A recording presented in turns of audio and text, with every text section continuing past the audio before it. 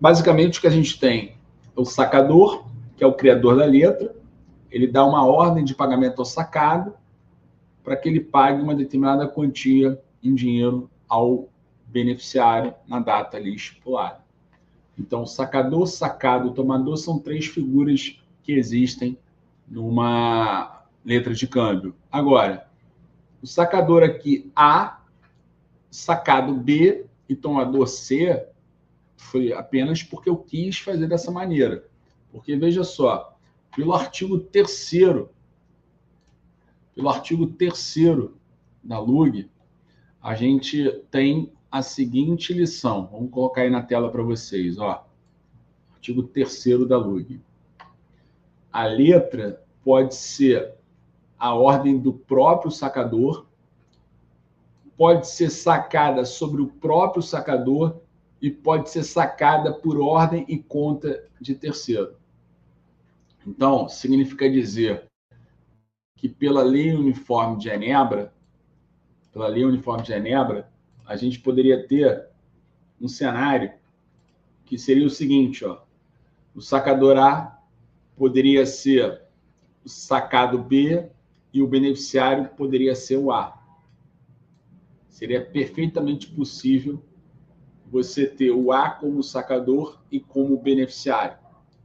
Só que isso não faz muito sentido, porque se ele quer ser o beneficiário, é muito melhor uma nota promissória do que uma letra de câmbio, porque não fica dependendo de aceite, né, do B. Então, vejam, tem o sacador A como beneficiário aqui também e o sacado B. E eu poderia também, por mais estranho que possa ser, eu poderia ter também o A como sacado. Então, sacador A, sacado A, beneficiário A. Esse tipo de cenário também não faz muito sentido, porque uma nota promissória cumpriria esse papel. Esse cenário só faria sentido se ele fosse, por exemplo, pedir celebrar um contrato de mútuo com uma instituição financeira e a instituição financeira pedisse um título de crédito. Naquela época, lá atrás, não existia cédula de crédito bancário, então ele poderia fazer isso através de uma nota promissória, mas a letra de câmbio tinha mais aceitação. Então, a letra de câmbio, portanto, poderia servir esse papel. Nesse caso aqui, o A iria fazer um endosso para a instituição financeira. Então, ele criou um título de crédito em que ele é o sacador, ele é o sacado e ele é o tomador, e ele, então, endossa para a instituição financeira. Como eu falei, isso não faz sentido diante de uma nota promissória. Hoje, mais ainda, diante da existência de cédula de crédito bancário. Mas você tem que trabalhar com essas possibilidades.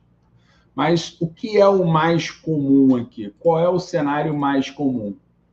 O A como sacador, o B como sacado e o tomador aqui uma terceira pessoa.